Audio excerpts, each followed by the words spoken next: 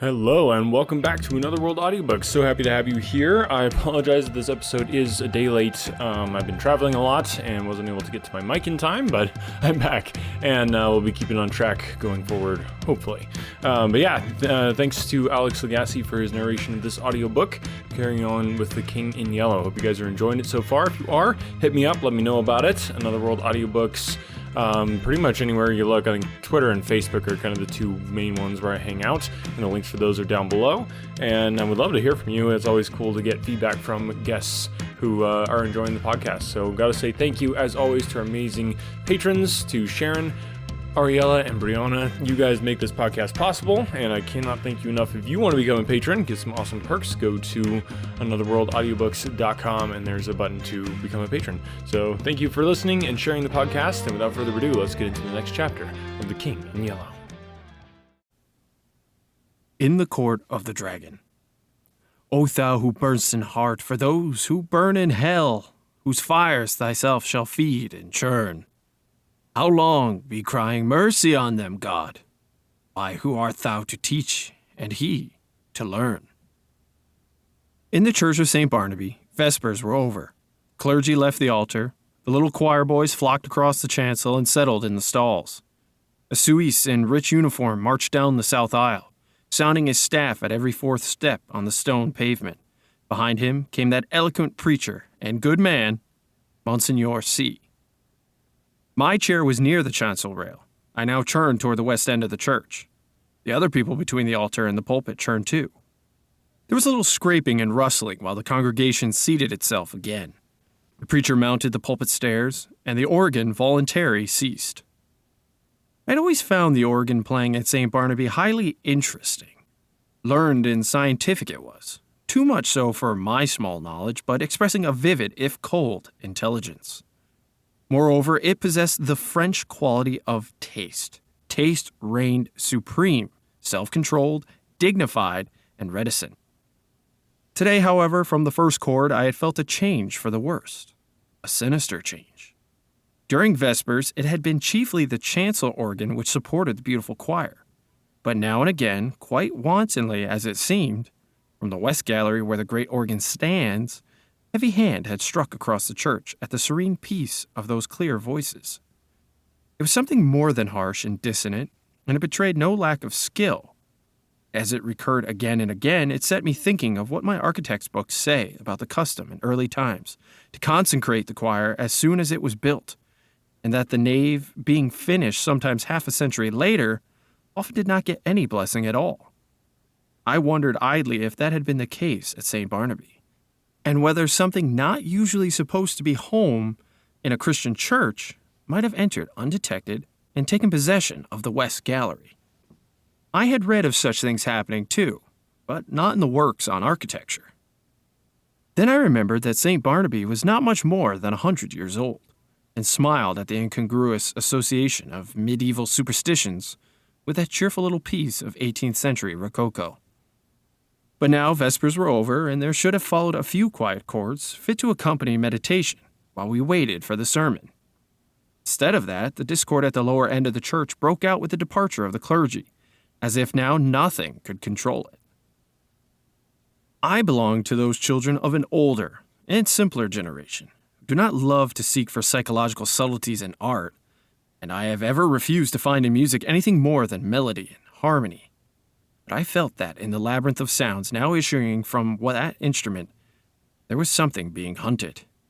Up and down the pedals chased him, while the manuals blared approval. Poor devil. Whoever he was, there seemed small hope of escape. My nervous annoyance changed to anger.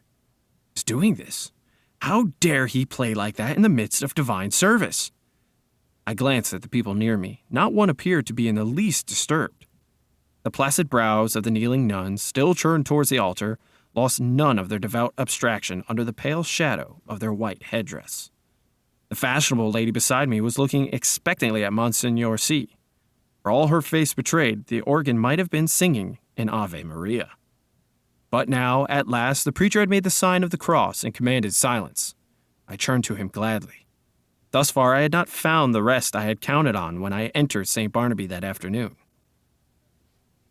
I was worn out by 3 nights of physical suffering and mental trouble. The last had been the worst, and it was an exhausted body and a mind benumbed and yet acutely sensitive, which I had brought to my favorite church for healing.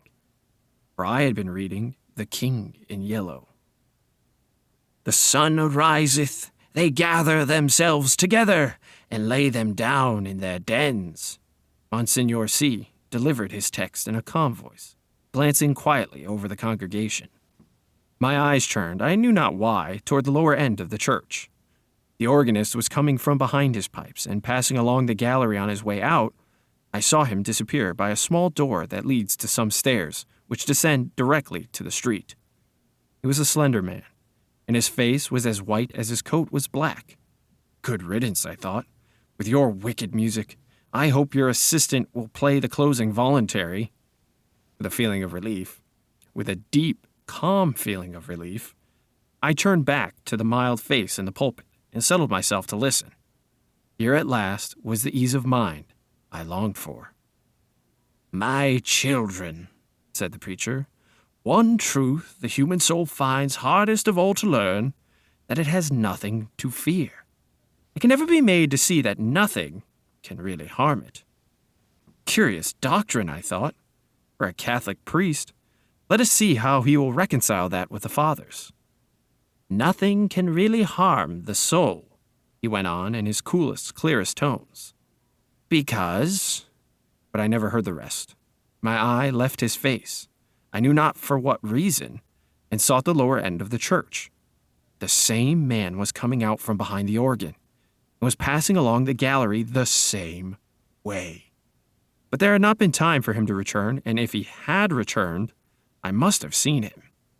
I felt a faint chill, and my heart sank.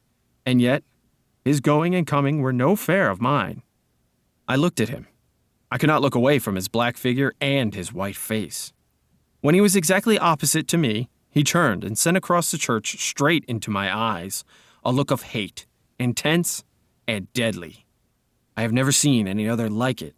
Would to God I might never see it again. Then he disappeared by the same door through which I had watched him depart less than 60 seconds before. I sat and tried to collect my thoughts.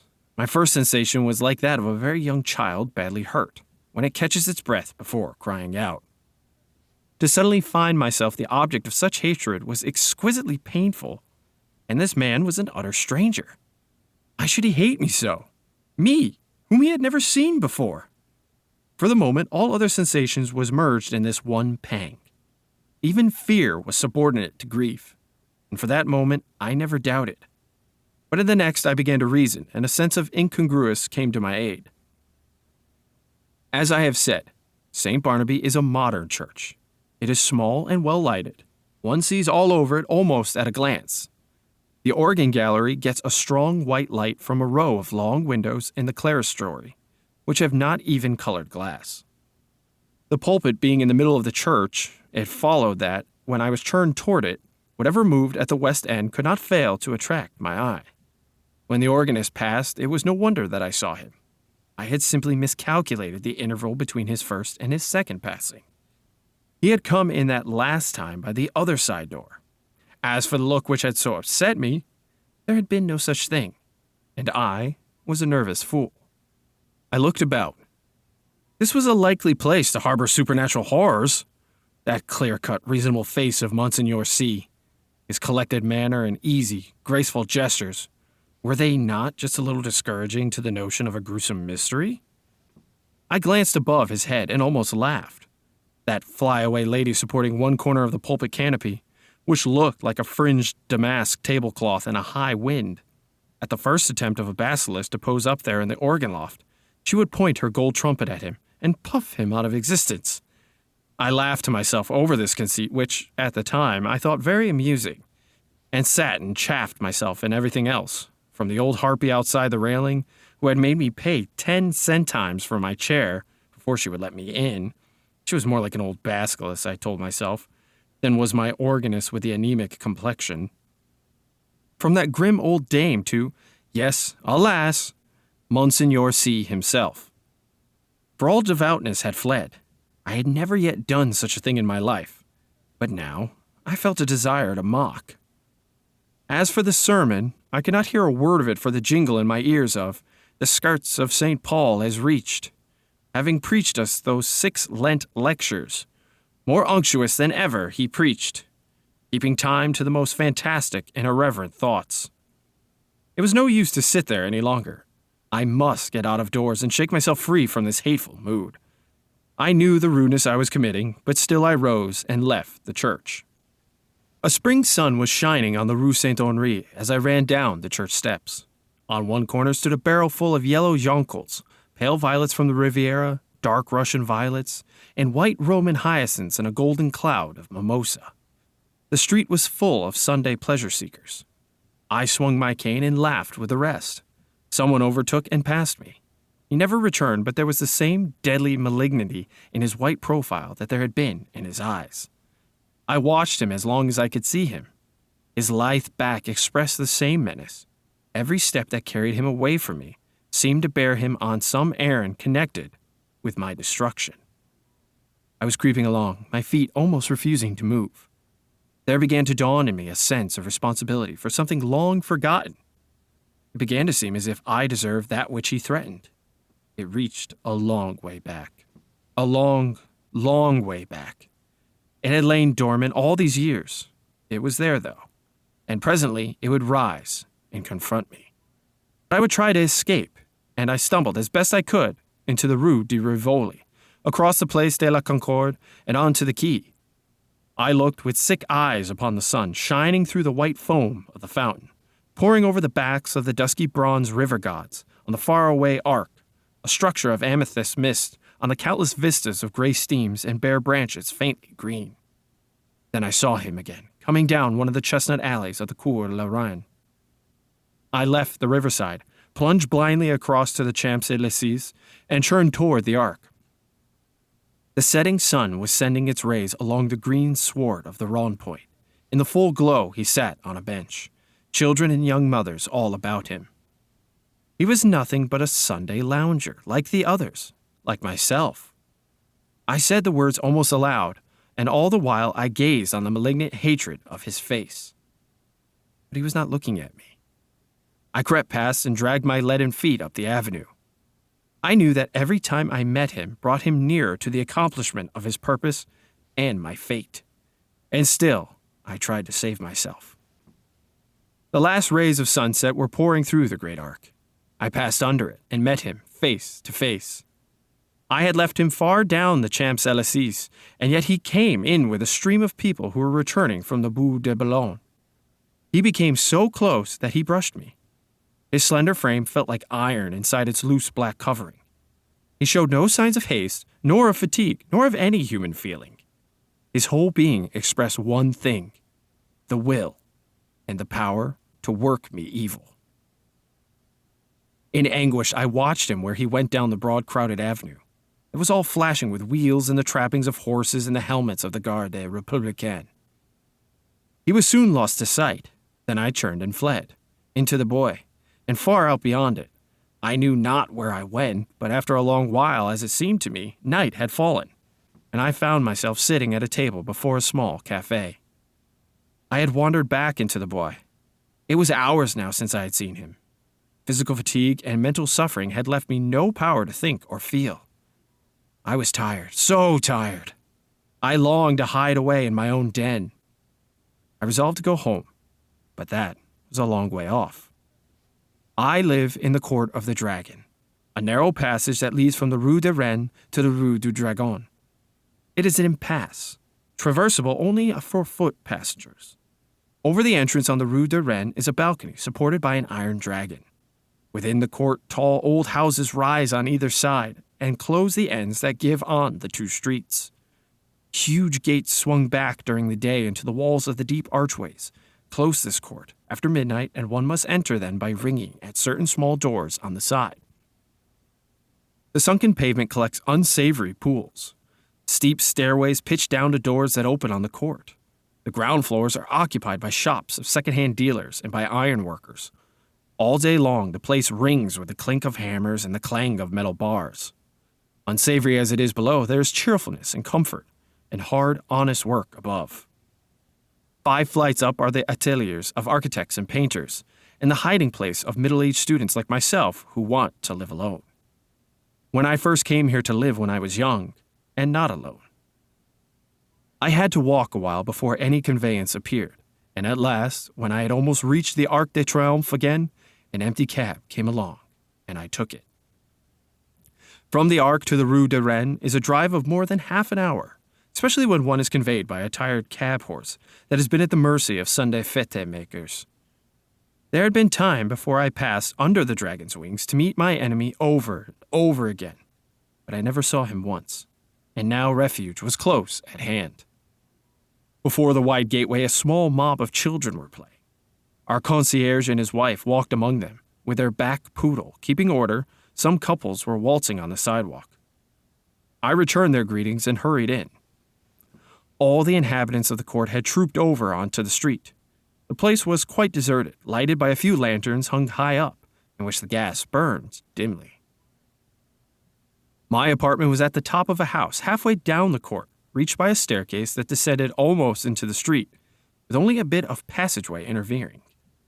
I set my foot on the threshold of the open door. The friendly old ruinous stairs rose before me, leading up to rest and shelter. Looking back over my right shoulder, I saw him, 10 paces off. He must have entered the court with me. He was coming straight on, neither slowly nor swiftly, but straight onto me. And now he was looking at me. For the first time since our eyes encountered across the church, they met now again, and I knew that the time had come. Retreating backward down the court, I faced him. I meant to escape by the entrance on the Rue de Dragon. His eyes told me that I never should escape. It seemed ages while we were going, I retreating, he advancing, down the court in perfect silence. But at last I felt the shadow of the archway, and the next step brought me within it. I had meant to turn there and spring through into the street, but the shadow was not that of an archway. It was that of a vault. The great doors on the Rue du Dragon were closed. I felt this by the blackness which surrounded me, and at the same instant I read it in his face. Oh, his face gleamed in the darkness, drawing swiftly nearer. The deep vaults, the huge closed doors, their cold iron clamps, were all on his side. The thing which he had threatened had arrived.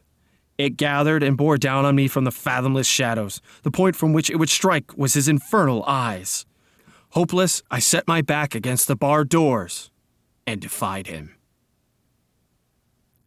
There was a scraping of chairs on the stone floor and a rustling as the congregation rose. I could hear the Suisse's staff in the south aisle preceding Monsignor C. with the sacristy. The kneeling nuns, roused from their devout abstraction, made their reverence and went away. The fashionable lady, my neighbor, rose also with graceful reserve.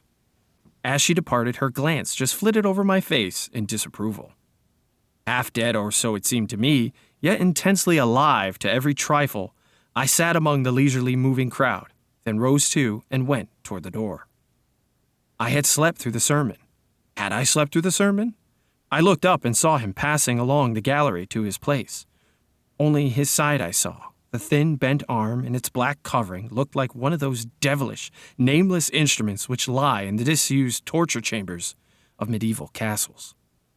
But I had escaped him, though his eyes had said I should not. Had I escaped him?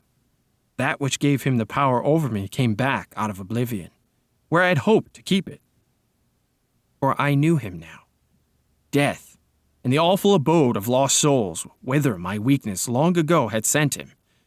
They had changed him for every other eye, but not for mine. I had recognized him almost from the first. I had never doubted what he was come to do, and now I knew while my body sat safe in the cheerful little church, he had been hunting my soul in the court of the dragon. I crept to the door. The organ broke out overhead with a blare. A dazzling light filled the church, blotting the altar from my eyes. The people faded away. The arches, the vaulted roof, vanished. I raised my seared eyes to the fathomless glare, and I saw the black stars hanging in the heavens, and the wet winds from the lake of Hali chilled my face. And now, far away over leagues of tossing cloud waves, I saw the moon dripping with spray, and beyond the towers of Carcosa rose behind the moon. Death and the awful abode of lost souls, whither my weakness long ago had sent him, had changed him for every other eye but mine. And now I heard his voice, rising, swelling, thundering through the flaring light, and as I fell, the radiance increasing, poured over me in waves of flame. Then I sank into the depths, and I heard the King in Yellow whispering to my soul, "It's a fearful thing to fall into the hands of a living God." Alrighty, hope you guys had a wonderful Easter and that you enjoyed this story, and that you're enjoying the podcast.